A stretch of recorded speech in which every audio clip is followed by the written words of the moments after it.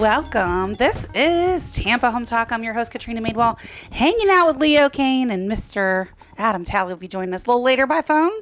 Yeah, great to be back. Good morning. It feels like so long. It has been two whole weeks. When I missed a week and I pre-record, it just feels like so long. It's not live. There's no Leo. There's no Adam. It's just those are the dark days of the Tampa Home Talk. I know. How were we? Pat, did we get any feedback last week?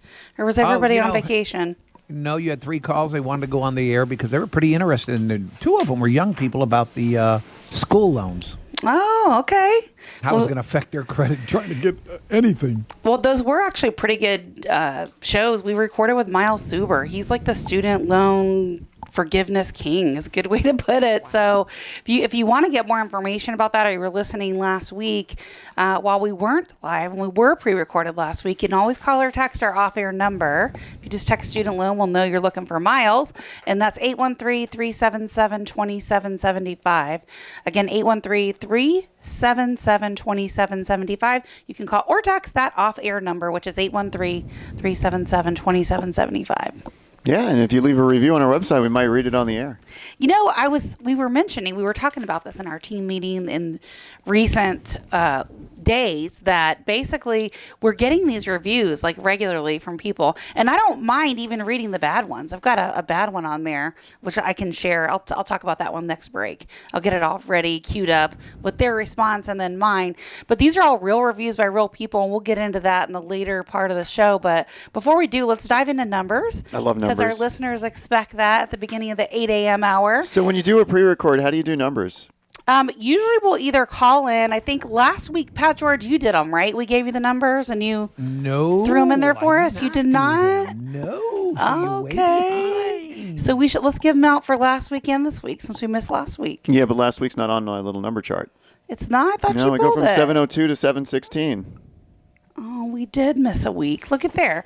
I could have sworn Mimi said she pulled the numbers and gave them to Pat. My bad. Numbers don't lie. These numbers aren't here. Well, we will catch you up this week, and we'll compare that to the week before, which the numbers are always a little bit skewed in a holiday week, I think, and that's where we are this week as well. So, well, the numbers look great. I mean, great considering. I mean, they're higher. They're substantially higher. I don't think we've had numbers this high since... We haven't had numbers this high since spring break. Yeah. Yes, definitely. We're getting into that summer selling season, right? Which I'm sure Kim will talk about a little bit later in the show. But that's typically when we see a lot of people move to the area. We see a spike right around that spring break time where people list. And then we see another one around summer. And then, a little bit usually right after the holidays, January. There's usually a huge spike of cash buyers in December. Yes. Trying to unload some cash for the end of the year.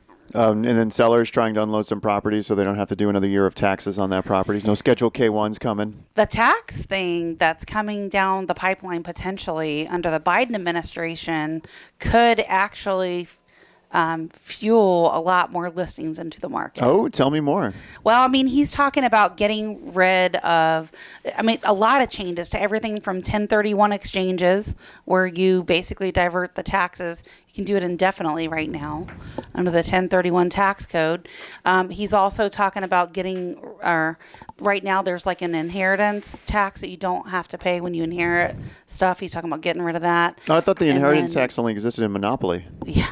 No, there's another one too, which is the the capital gain. It's some pretty significant possible changes. So I'd rather not. We should have a tax attorney on here. Yeah, definitely, especially if and when it changes. Or an accountant. I guess it would be good to talk about the prospective changes. But yeah, they're going to have to do something with the way we're printing money and giving out regular stimulus. That's going to catch up. And I think if our generation doesn't pay for it, our grandkids and their kids certainly will. So the only way they can offset that is by increasing taxes. So, or they can print more money. In the inflation that follows, that is truly what scares me. So money used to be based on the gold standard. For every dollar out there, it was backed by a gold bar in Fort Knox, and then it went on to Goodwill, and then I don't even know how money based on the Dogecoin right now. Yeah. Have we looked at that in a while?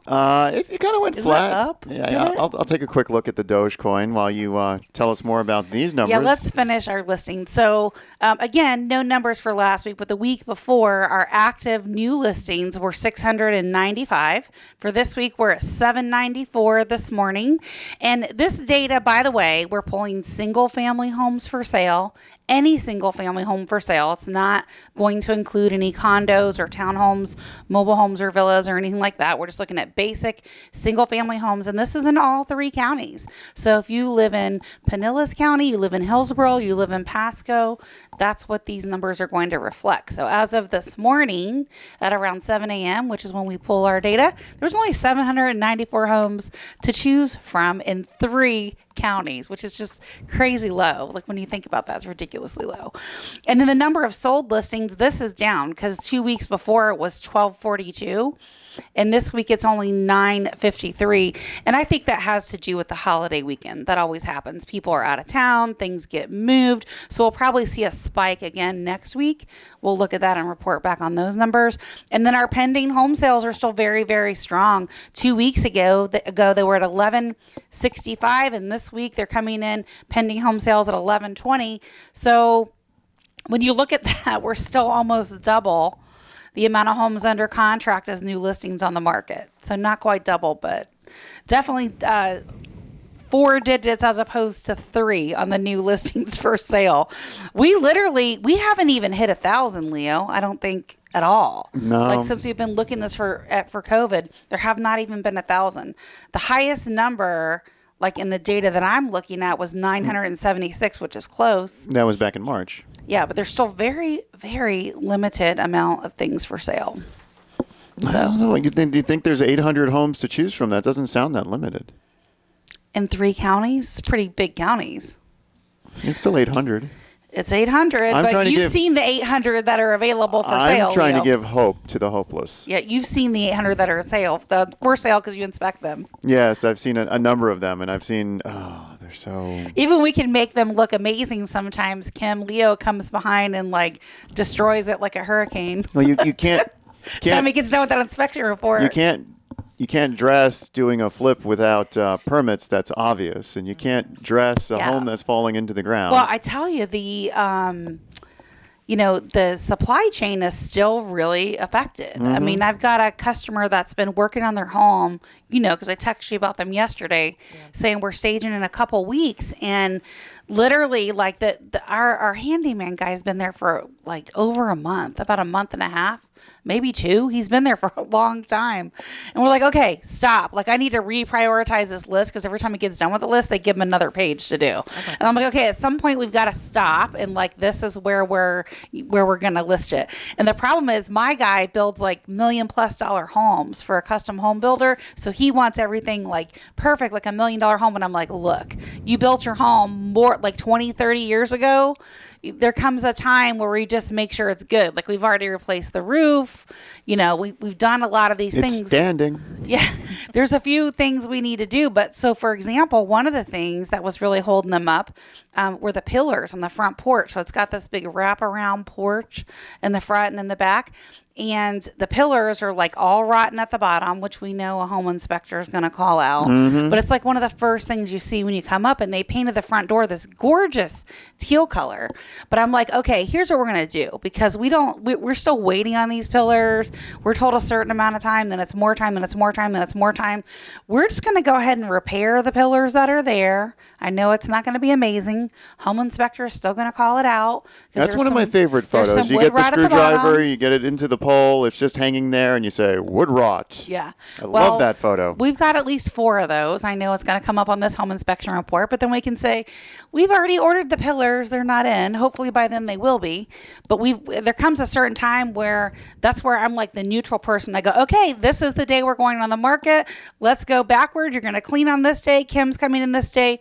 And the photographer's coming in the day after. We used to be able to put you guys same day, but with these afternoon thunderstorms, we're having to spread you guys a day out.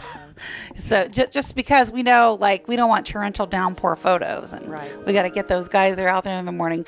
All right, coming up, When we come back, we're going to talk about Tampa residents and how people are moving here at higher rates than ever before. We'll talk about some of the other cities in our Florida area that are also pretty hot. And we're going to read one of our reviews, and I'm going to find that crazy one. Find a crazy one. Too. Yeah.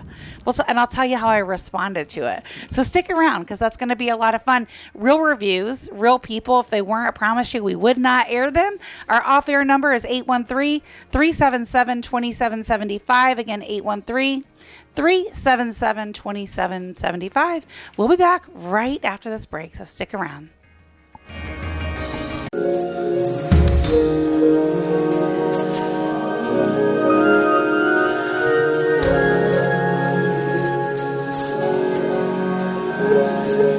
Well, good morning. Welcome back. Welcome home. You're listening to Tampa Home Talk. We are, wow, that was a very chatty break we had here. Yeah, we're going to talk about it on air, so don't worry about that. Okay. Let's awesome. chat about some of the Tampa stuff. Tampa residents are moving at higher rates. Prices are rising in tandem. This is nothing new. I know. Nothing new for our listeners. There's some good data, though, so let's cite where it came from and what they had to say. Well, no one likes moving, and many homeowners choose to live in the same place long term. So when populations start to move at higher rates, there are larger implications for the housing sector. Well, and Lending Tree analyzed some census data, which is really cool. Yep, Lending Tree analyzed census data to find the share of homeowners in the nation's 50 largest metropolitan areas who relocated in 2017 or later. And here's the thing. I don't think all the data is there yet because it's 2017 data. Yeah, it's pretty. So like all the stuff after COVID, we just got see stronger. firsthand. Yeah. So Tampa was number 5 on the list at that time from 2017, which was about 20.8% of homeowners having moved in 2017 or later. This is about 4 percentage points above the national average, which is 16.6%. We're seeing, I'm telling you, I think we're going to be number one. The next time the census data comes out, I think Tampa's going to be at the top of the list. You think we're going to beat these other cities? Because like several other Florida cities made the top 10, with Jacksonville at number 3. Yeah, and did you see also that this part right here? With Las Vegas and Phoenix having the 1 and 2 slots? Yeah, that we were actually ahead of them. No. Jacksonville's number 3, only behind Las Vegas and Phoenix, but that's Jacksonville. Yeah, so we're number 5. I'm telling you, we're number 1. It's Orlando just not came in at number yet. 6 with a 20.7 mover rate, and Miami trailed at number 30 with a more than 16% mover rate. So it doesn't surprise me that Miami would be so far behind Tampa. Because they're expensive and very different down there, different culture. So Orlando, it'll be interesting to see how they shake out because Orlando they got hit hard by COVID. Orlando got hit very hard. Yeah, they laid off like 100,000 people for theme parks. Tourism. Yeah, and I don't think they've really completely rebounded yet. No, I don't think so either. So it'll be interesting to see how that shakes out. Because I remember back when we did that one side-by-side comparison earlier in the year, where we pulled our numbers and then we pulled Orlando's. It was like the exact opposite. They were shocking. It was shocking. Yeah. You had like 2,000 new listings and you had only 100 or 50 to 200 pending. Yeah, and I didn't really follow that market very closely, so it was very interesting to pull the data and see just how that was so different from what we were seeing in Tampa. Crazy different. Well, so yeah, I have no doubt in my mind that if Orlando was number 6 and Tampa was number 5 3 years ago, that Tampa's got to be number 1. I think so too. But Phoenix is just as crazy. I have a friend in Phoenix who's still trying to buy a house. Really? It is crazy, but I tell you, I don't know. I just think we have a lot more to offer here. Than Phoenix? Yeah, I do. Phoenix is a great city. I know, but that dry heat is just so weird. It's great. I mean, I'm overheating. I'm going to stand in the shade, and now I'm going to feel great. There's a cool breeze. You remember earlier this year, we'll go back to May, April, when the sun set and it got cool and dog walks were perfect? Yes. That's dry heat. That was beautiful. I don't know. The sun set and I've been to beautiful. Vegas in the summer. It is just not the same. It just is not. Well, that's Vegas. I'm talking about Phoenix. It's still a similar climate. No. It's that dry desert heat. Vegas is you get all that radiation and all that heat coming off of the lights, the casino lights and the neons. That's what you get in Vegas. Oh, I tell you, the last time I was in Phoenix, I was there for a training and I stayed with one of my real estate friends. And what was interesting because she was flying out. She wasn't even back yet. So I beat her in, and she said, here, just go in my garage door code. So I go and I put it in there, not working. And she's like, well, are you doing it right? I'm like, yes, I'm a real estate agent. Of course I'm doing it right. Oh, I hate those garage The door battery things. was dead. So I'm like, yeah, it wasn't me. Like, come on, I know how to open a garage door. Did you have a spare battery with you? No, I didn't know that's what it was. It was late, and I was like, my phone was almost dead. I was like, I'm just going to go to a bar somewhere and have a drink and get some food and hang out. I would have punched in a window. Yeah, no, I'm not going to do that. And they'll let me stay there. No. That's what they do. You wrap your shirt around your hand, you punch the glass, then you unlock the door. You watch too many movies. It's not glass anymore, though, right? Yeah, I know. It's still glass in Phoenix. Oh, okay. Yeah. All right, so let's read our review. This was from 5 days ago. Most recent review is 5 days ago? 5 days ago, yeah. Okay. Now, I just want to tell our listening audience that the word I here is referring to the person doing the review, Yes. not Leo Kane from Correct. Barrel Engineering. So here's most recent review. Yeah, you didn't say this, but someone else did. Yeah. Yeah, I, again, this is the reviewer, not Leo Kane, was absolutely wowed by Katrina Madewell's office. After 2 prior re-agents failed, 11 months scouring through listings/showings, and competing with everybody and their grandma during COVID, I finally closed on a home this year. All kudos to my agent Kate, the great strawberry shortcake. Does she have red hair? Yes, she does. Okay. That's why she called her that. While she's the new gal on the block, she sealed the deal in this banana RE market, and I am so thankful and a happy homeowner. She's bright, this is in bold, positive, multitasking, professional, and works on my behalf day, night, and 24/7. She Kate? did work a lot on that one. Words cannot express my gratitude for all you did, especially smoothing the seller to saying yes to the me. The seller was definitely a lot of work. For sure. It was a lot of her effort that helped get the offer accepted. I take it this wasn't the house that we inspected, that we almost inspected, that looked like it was falling apart? No, different house. Okay, different art.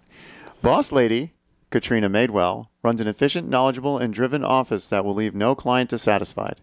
You can quickly tell by the level of service from her class act staff that she knows her craft and imparts her wisdom upon the ladies, which result in $satisfied clients. So if you look online, you'll see pretty much all of our reviews are really good. Every once in a while, we'll get fake reviews from people we don't know. That happens. I'm sure it's happened to you, right, Leo? Yes. Fake reviews, yeah. And then we'll get reviews by also someone that really shouldn't be reviewing us because they weren't our client. So I was sharing the story of this one at the break, and I'll share it on the air, but I'll have you go ahead and read it. So this is a bad one that we have. This is a 1-star review. Wait, I didn't get to the bottom line. Oh, I'm sorry. Bottom line, whether you're looking to buy or sell, Katrina Madewell's office is the realtor for you and will treat you with be my guest attitude. So call now, 813-377-2775. That's 813-377-2775. And experience your house dream come true.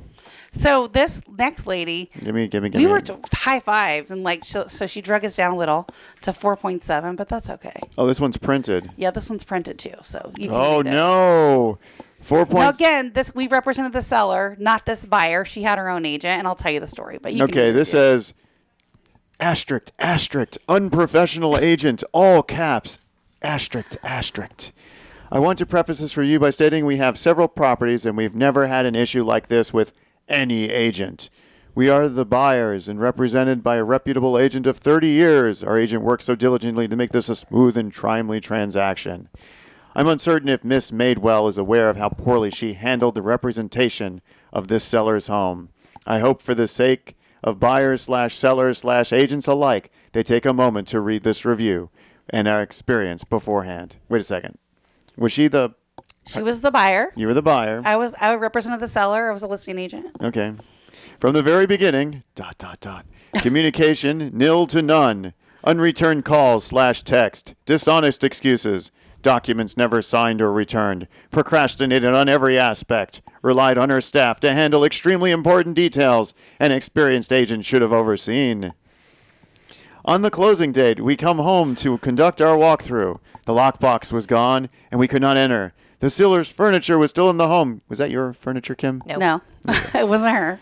Our agent tried to contact her several times to no avail. Her staff stated she was busy hosting a talk show. That's right. I was on the air when that happened. That's so this true. is all on Friday morning? It was on a Friday morning. All this happened. Really, Miss Madewell? It was, I promise. Such disrespect. I know. I'm sorry.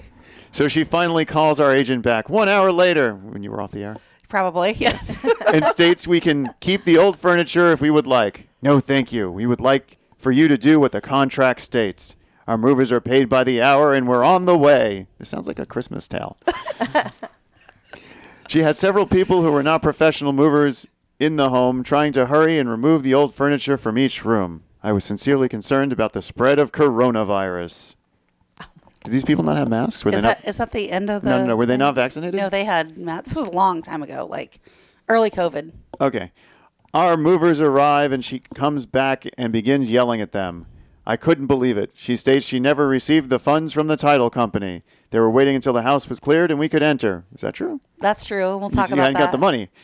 It was just sent before she arrived. She started screaming Not and true. threatening to call the police. I have never in my life met an individual so deeply, emotionally unstable and ravaged with hate. Oh, and I actually had to call the police.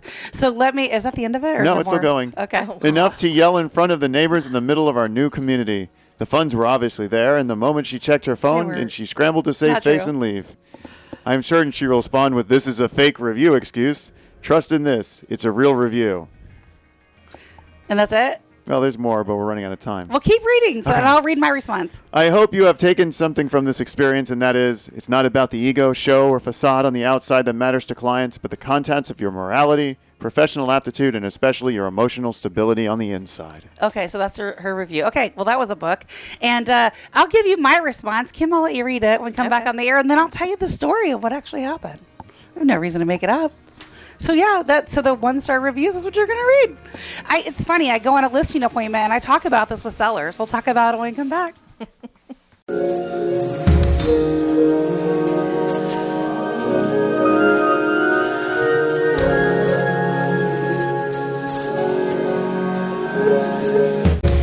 And welcome home. We are back. This is Tampa Home Talk, and I did not give out our off-air number yet because we were running out of time. And that number, 813-377-2775. And I gave it out once per review, 813-377-2775. you can call or text that number. You can. Which is? 813-377-2775. Okay, so we read you the review from this lady, We read Jennifer. the professional review, and then we read the unprofessional Well, review. I didn't, I'm a very unprofessional agent per her, and I didn't represent her. I represented the seller. There's two sides to every story, right? So I responded to her review, and not that it was a fake review. I legitimately responded to it. And we're going to have Kim from the Kim's going to read it. Flipped Yeah. Room Yep. present Katrina's response. This is Katrina's response. Jennifer, let's be fair about this. We never even represented you. Your buyer's agent gave you keys to a property that was not yet funded. This is a big no-no. You were mad because we told you that you could not move anything into the home until the home was closed and funded. Your agent knows the rules and should never have given you guys the keys or allowed access to the home until everything was cleared. If you feel the need to leave me a bad review because of this, so be it. But it's my job to protect the seller's home until it's your home, and it was not yet your home. We wish you well, Katrina. What else can I say to that, right?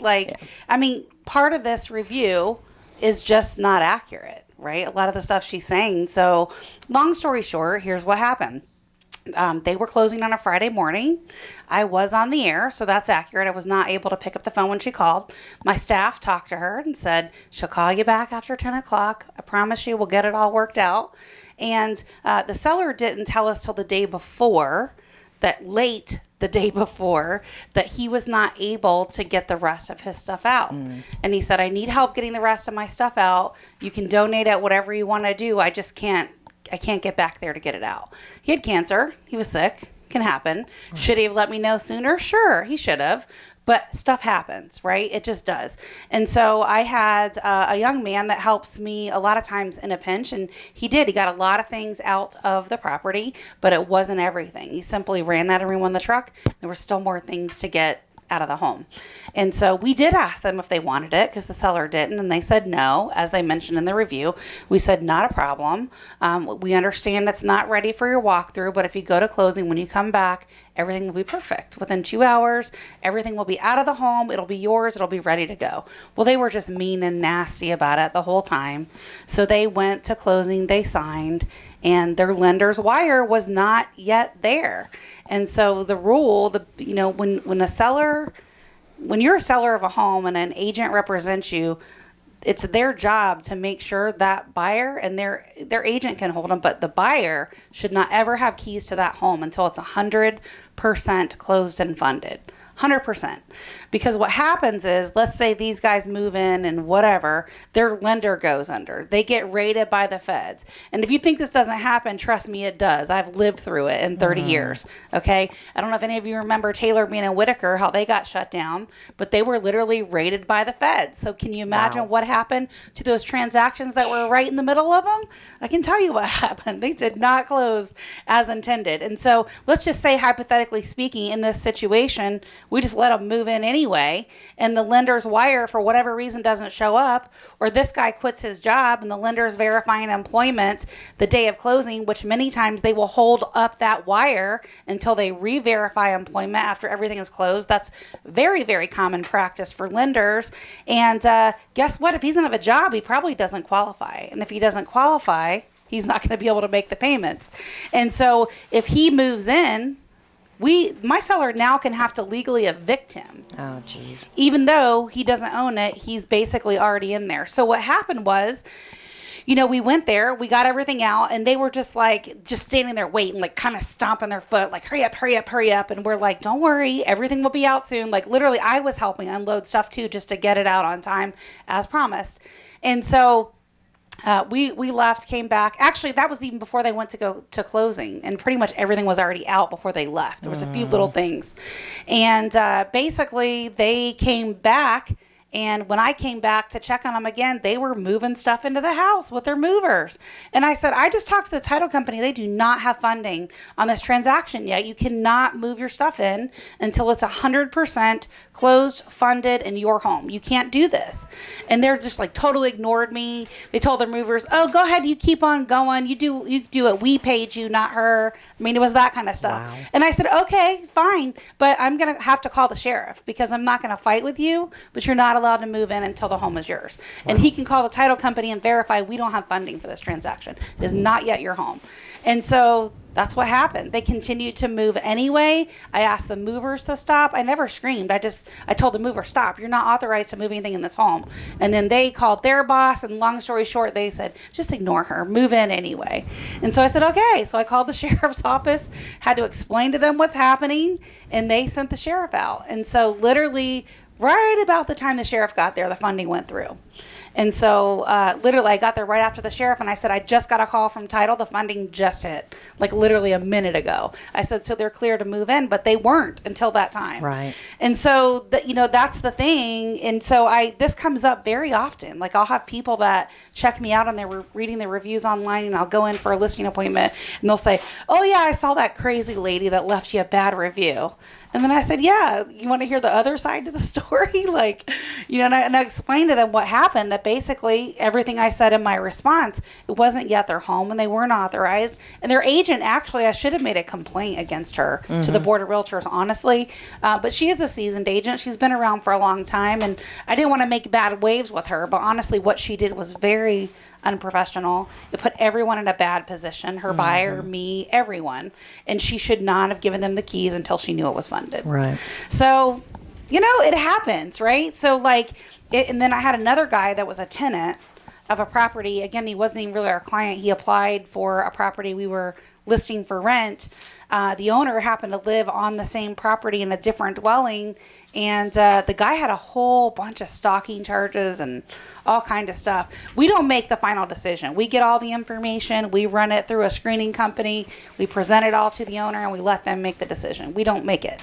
So the guy was mad about it, and he too also left me bad reviews everywhere. And I was like, I'm sorry. And he got mad that he didn't get his application money back. And I'm like, that's what it costs to do the pre-screen.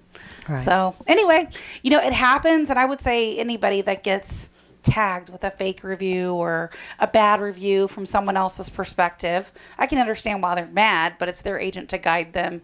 Their agent should have guided them to the rules and what was allowed and what wasn't. And she didn't, clearly, because she gave them the keys. Yeah.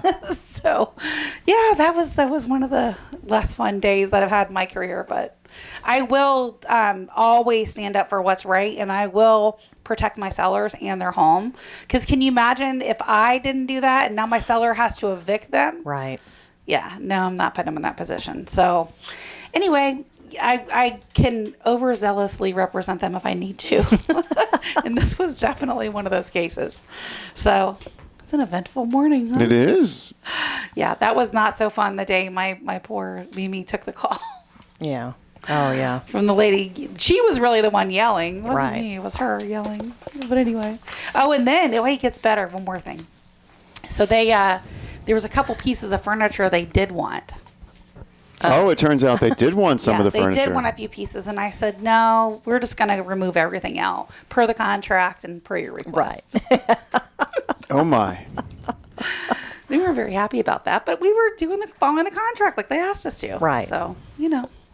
Do I, have Me any, personally, I just would have gotten rid of it. do I have any more reviews to read? That was fun. Well, that was the most recent. I've got a lot. Adam online. Talley really liked my reading voice. Did he now? Yes. He'll comment on that in 8 minutes when he's on the air. So if you want to know your home's value, and we'll keep you out of that craziness, likely. My seller never even knew about any of this. I told him about it later after it was all done and he had his money, but he never had to experience any of it Good. because I did it all for him. Yeah.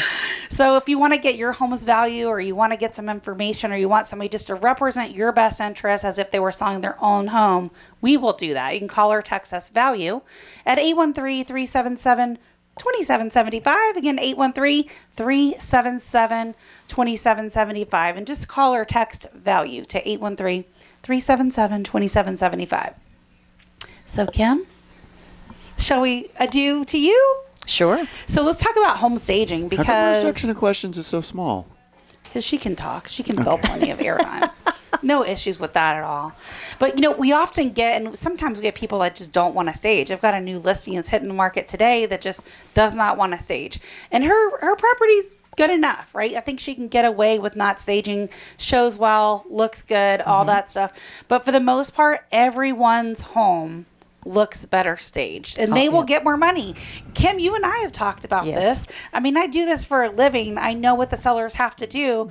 Yet, if I were selling my own home, I would get completely out of the way. Yes. I would let you do your walkthrough, and then I would just say, all right, Kim, do your thing. I'll get out of the way. So homeowners are so emotionally invested in their homes that even when they're very well decorated, it doesn't necessarily translate to good photos. Right. So, Talk about that. Like, can you give an example of that? So you might have beautiful bookshelves that you have, pictures and knickknacks, a few books, might even have greenery there. You might do all the right things for living. But when it comes to pictures, all that stuff is just going to read as clutter. Or it could be a dark bookshelf that has dark things on it that you can see in person, but that you can't see when And when you the need to pictures are made. accent that with light stuff. Absolutely. So I know basically it's like you say, it photographs differently. Yes. So and we tell people less is more. Yes. Less is more. So really, even though it looks great in person and it's fine, the more cleared out, the better. Yes, the more cleared out, the better. I mean, you still need some interest when you're having pictures to show scale, but you also when a potential buyer walks through, they want to envision their things there, and you don't want to eradicate all the personality from a home, but you do want to neutralize it, and you also want to be able to give them some creative scope. So, especially on bookshelves and tables and things that aren't really going to stay. Right. Yep. All right. So real quick, we had a question from one of our listeners, and I appreciate you. It's really sweet. They're like, you can pay to get a Google review removed. And while I really, really appreciate that, I think I'd prefer just to leave it. Sure. You because actually it's can't, but okay. Well, even if I could, I probably would leave it. just because I think it shows the true nature of some of the things that we go through. It's a teaching point, a talking point. Yeah, it's But a that talking wasn't the point. question. So the question is there a site that people can go to get reviews for contractors, right? Yeah. Is that it? So, I mean, I prefer Google. I mean, we ask people to, if they're going to leave us reviews, do it on Google, Facebook, or Yelp if they're on Yelp. We're trying to stay away from Zillow and Realtor.com and that sort of stuff because they're really I would say controlling the for information there. contractors, you've got Angie's List, you've got Home Advisor, you've got Yeah. Porch. Those are all websites Yeah. you have to be a client to leave a review. All right, this is Tampa Home Talk. We'll be right back. Are you?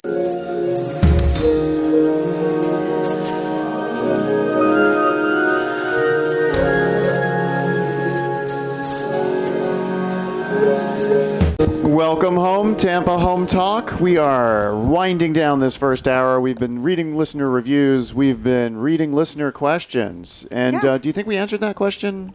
I think so too. Yeah. So if you're looking for a review on a contractor again, I would start with Google and then of course Angie's List, Home Advisor. Home Advisor, Yeah. Porch. What's that? A Homey. That's Yeah. another one you can use. Yeah. Is Homey doing reviews now?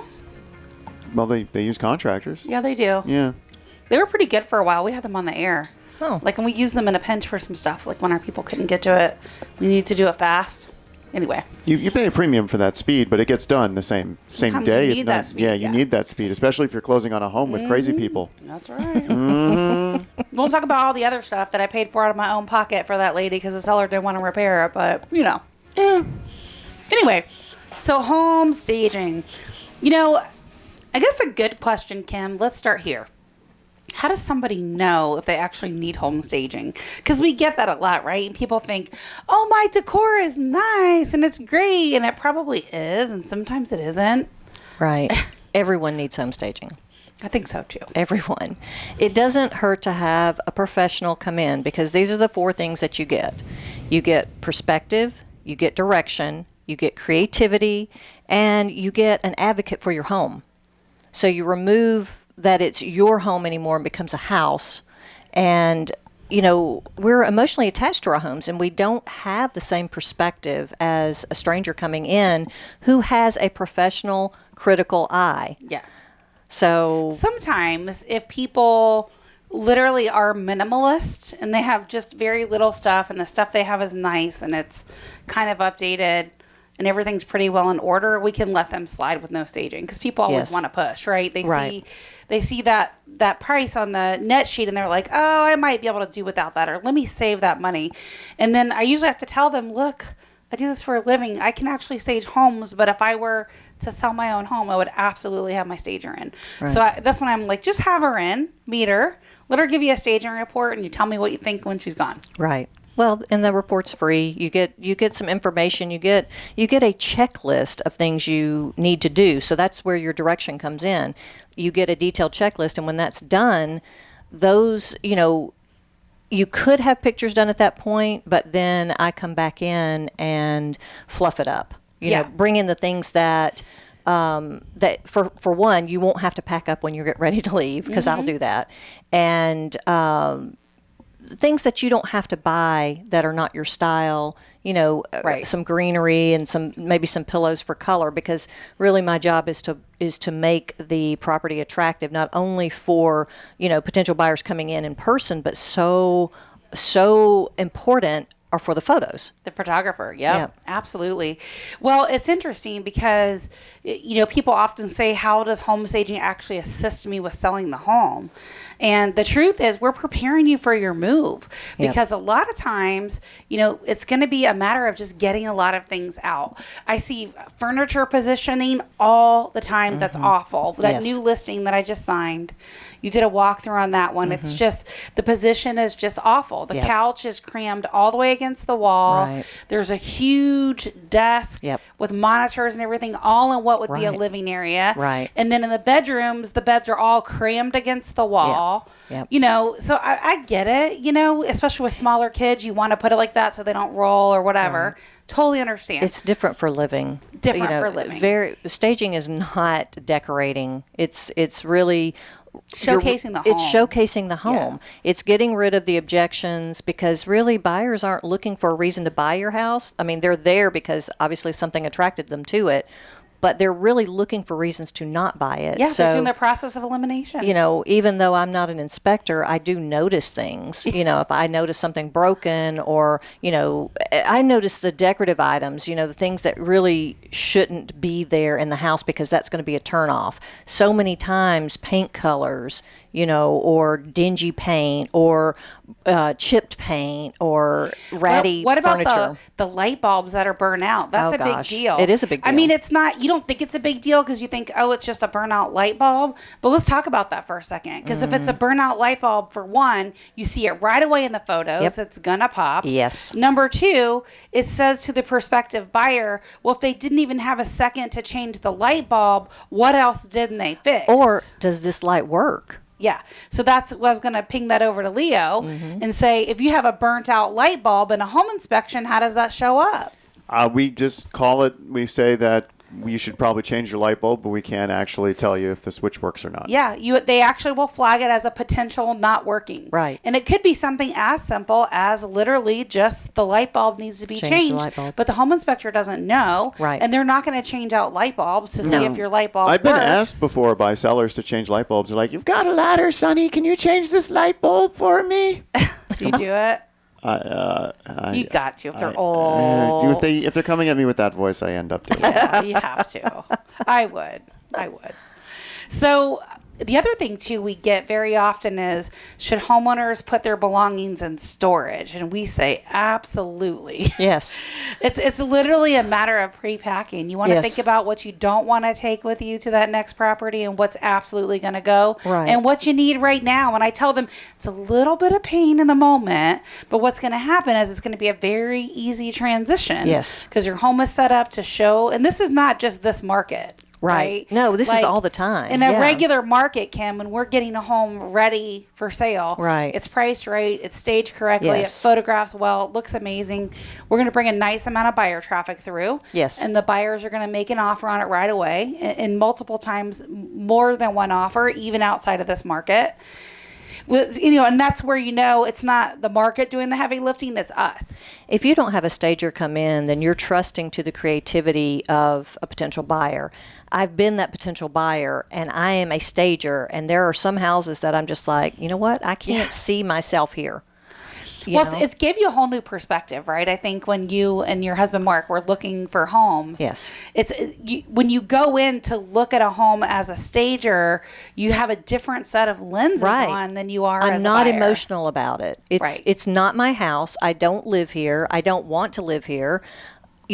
I am looking for every possible reason that someone else would not want to live here. Well, you're there to make a very professional assessment of Yes. the home, right? And leave it. And the same thing is true for me. I've had people that I've been in their home and they'll say, "Oh, well, can you just tell me what my home's value is and what I need to do to get on the market?" I'm like, "No, I got to come look at it, because when I was at your home, I wasn't looking at it like that." Right, right. So maybe Leo, like if someone said, "What, can you tell me all my defects?" Like if you're just hanging out at your friend's house and visiting, They you won't probably let me. notice a few things, but you're not there looking for that. No, they won't. My friends don't let me over to their house. For that We've reason. already talked about this. He's the oddly exception to the rule. I can't turn it off. All right, we're here with Kim Smith with the Flipped Room. Adam Talley will be back for his insurance tip of the week, and then we're also going to be joined by Ray the Appraiser when we come back for hour number 2. Everyone needs home staging, and it will affect your selling price. 813-377-2775. Again, 813-377-2775. We'll be right back, so stick around.